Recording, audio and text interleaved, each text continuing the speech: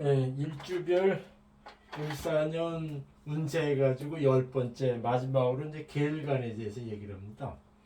이 계일간 같은 경우에 전반 운세는 계수일간사의 전반 운세는 식신과 정제예요.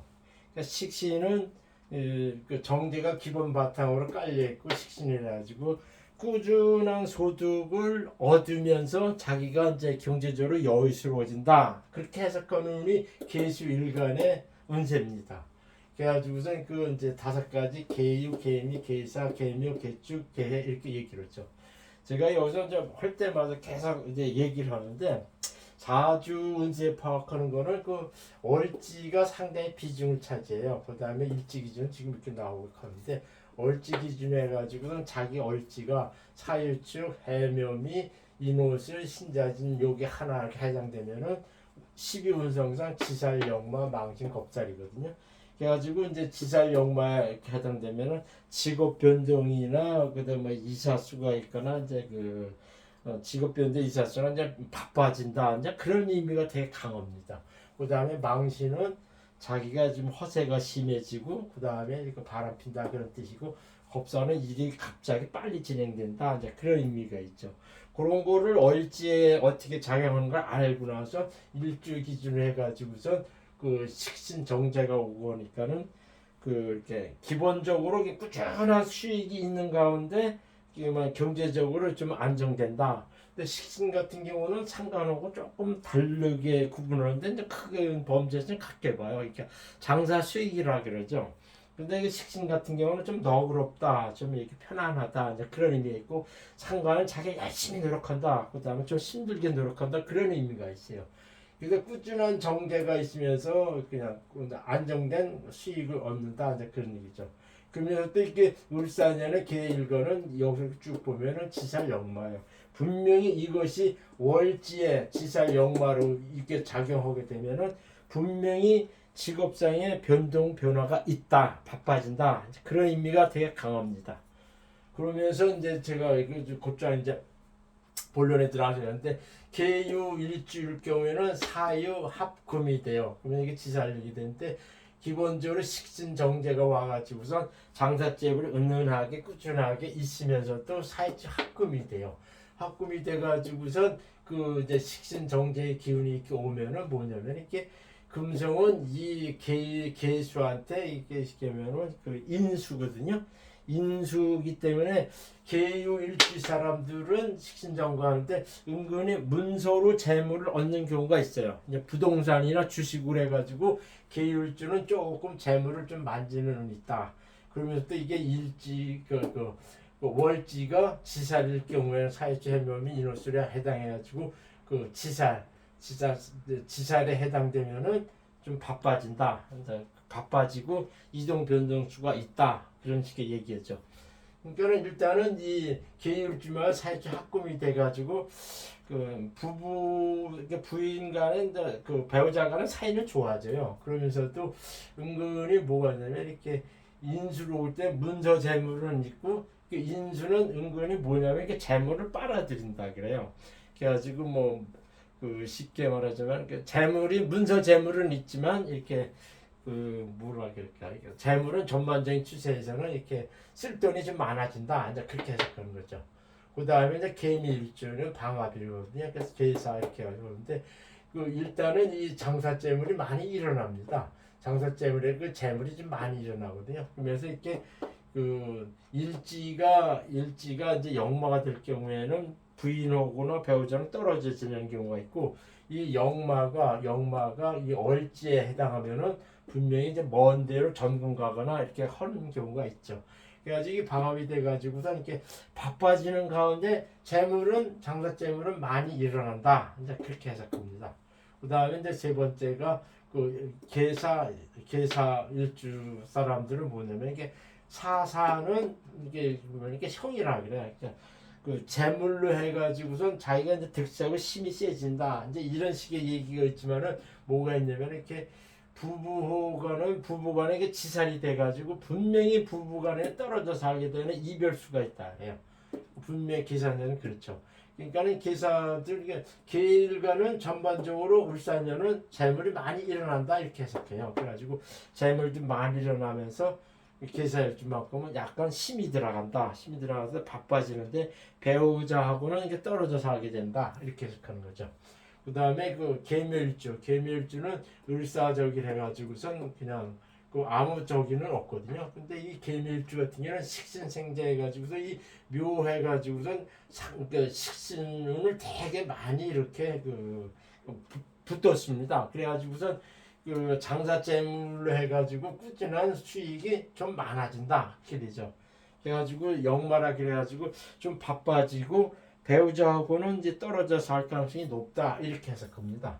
그 다음에 이제 계축일주 있죠. 사일주 합금돼가지고 지키는데 이거는 계사일주하고 비슷하게 되는데 이 계축일주 같은 경우는 사일주 합금돼가지고 이거 재물은 늘어나지만 쓰는 경우도 많아진다 이렇게 해석하는 겁니다.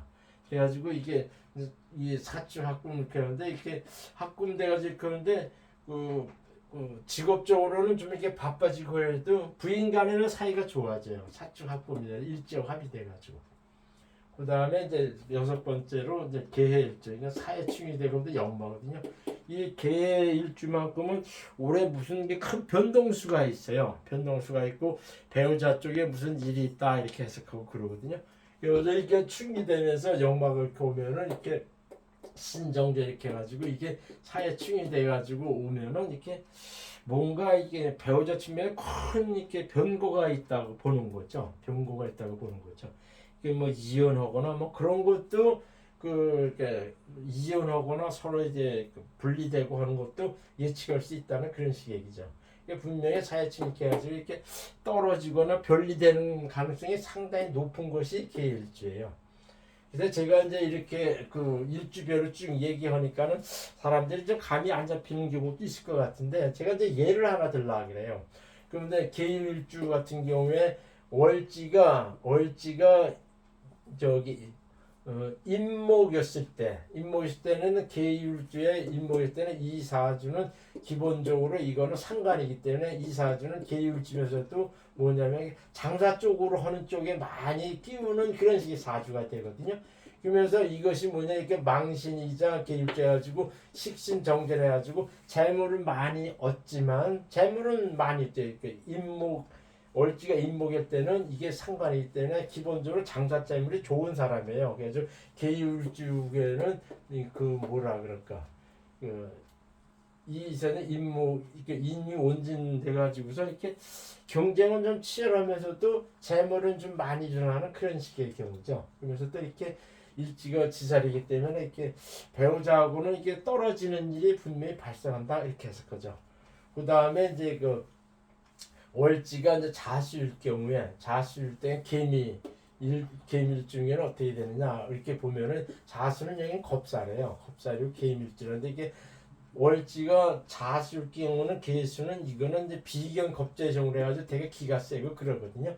그러면서도 식신정제 운이 오면은 전반적으로 세운상에 재물을 많이 일어나고 하지만은 이 역마라가 돼가지고 이게 자미연진 역마가 돼가지고서 이렇게 배우자하고는 이렇게 사이가 벌어지는 경우가 있다고 이렇게 보는 거죠. 이렇게 이쪽에는.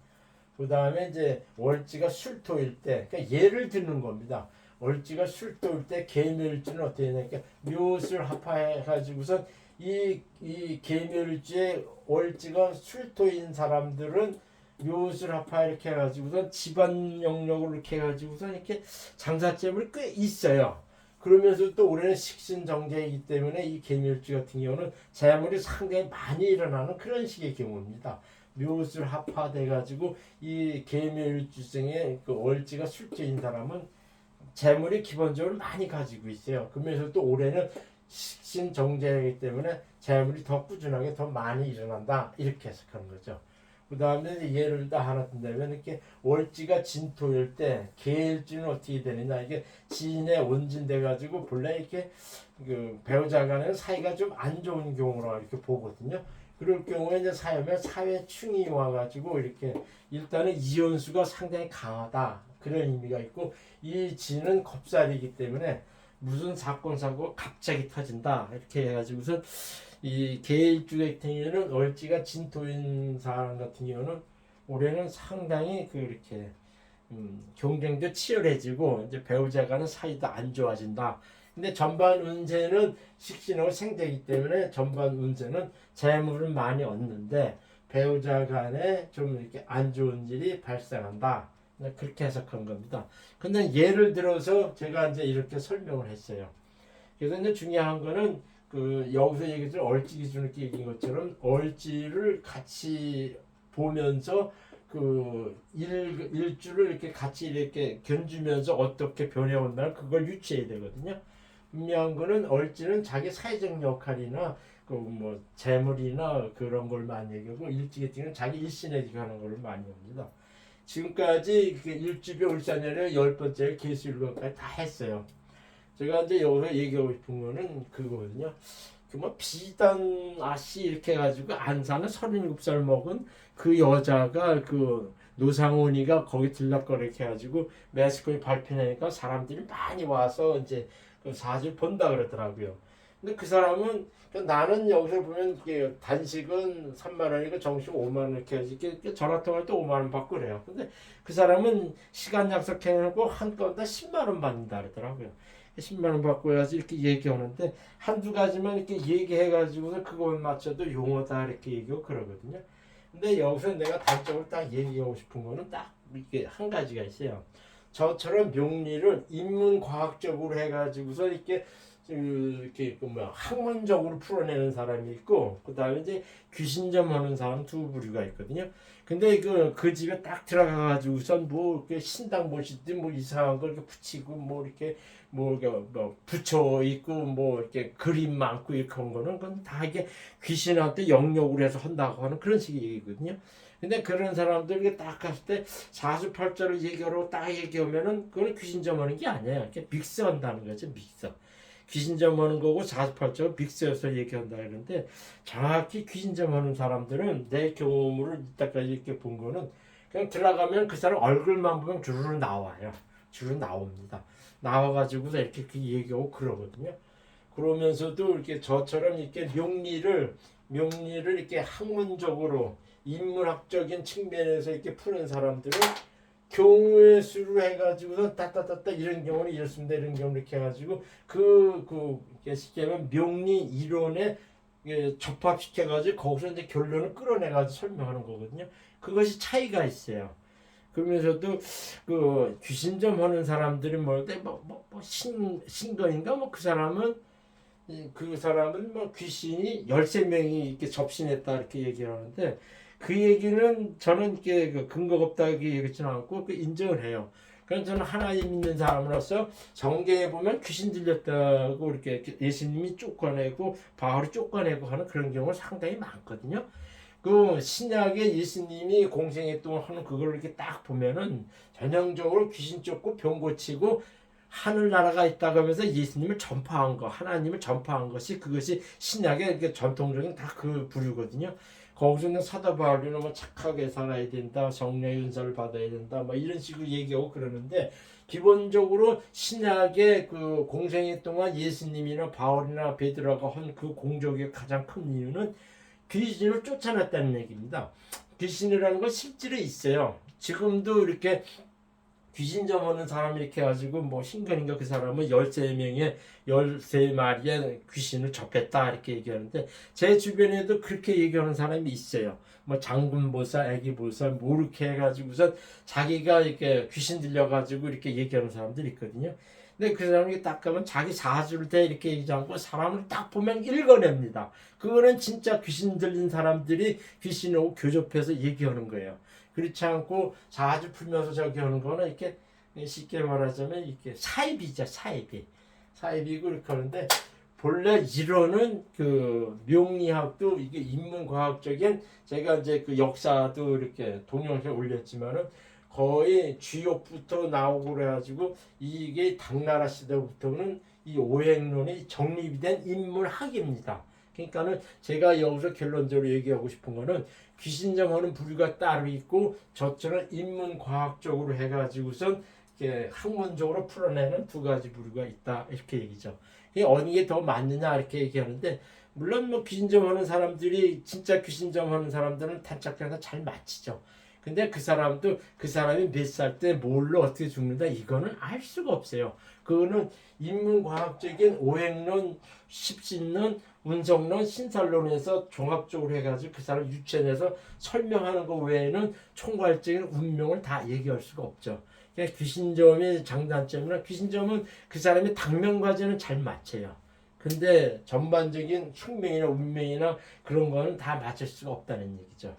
제가 이제 방금 전에도 어느 분하고 이렇게 통화를 했는데 제가 무슨 얘기를 했냐면 그 노상원이라는 놈이 이제 구속됐지 않습니까? 그러니까 자기가 이제 계엄 선포해가지고 보고 이렇게 했으면은 근데 그 무슨 얘기냐면 사주 본다고 하는 그 자체는 나부터도 이 명리를 하지만은 제일 먼저 내 운부터 알게 됩니다. 내 운부터 알게 돼요. 그러니까 방금 며칠 후만 해도 자기가 구속돼가지고 깜빵 가는 것도 모르면서 노상원이가 그 얘기 했겠느냐, 거기 그거 했겠냐 그거죠. 그러니까 자기가 깜빵 가서 저기 하는데 자기는 그런 식의 생각을 했죠. 윤석열이가 다시 이제 그 대통령 컴백하면은 자기는 사면돼서 풀린다. 이제 이런 식의 생각을 했는지는 몰라도 내가 보기에는 바로 며칠 후에 일어날 사안도 자기가 모르면서 점쟁이 쫓아다니며 점질했다. 그거는 내가 보기에는 말이 안 맞는다는 얘기죠. 여기서 내가 단적으로 얘기하는데 사람들이 그 점보라 딱 가면은 그 쉽게 말하면 살풀이해야 된다, 부태해야 된다, 그 다음에 부적을 사라 이렇게 얘기하거든요. 그러면은 거기서 딱 그 얘기를 하십시오. 당신이 그 부적을 쓰거나 살풀이 구토고 하면은 운이 풀리고 돈이 많이 벌리고 출세한다 이렇게 얘기하면 당신이 그런 거를 남한테 봐줄 수 있을 정도는 당신이 운명은 누구보다 더 잘할 텐데 왜 요 모양 요 꼴로 삽니까? 그렇게 딱 물어보면은 그 점쟁이들이 쉽게 말하면 사기친다는 거 다 허팡이라는 거를 금방 알 수가 있다는 얘기죠. 뭐 얘기를 해가지고선 그 사주 명리라는 거는 저처럼 이렇게 이론적으로 학문적으로 이렇게 체계적으로 푸는 그것이 더 이렇게 더 정통이고 그렇지 않고 그냥 단순히 귀신 좀 한다고 하는 사람이 내가 볼 때는 8, 90% 10명에 8명 하면 다 사슬꾼이라 이런 얘기죠. 저는 이렇게 이론적으로 딱 풀고 하니까는 저는 이게 당당해요.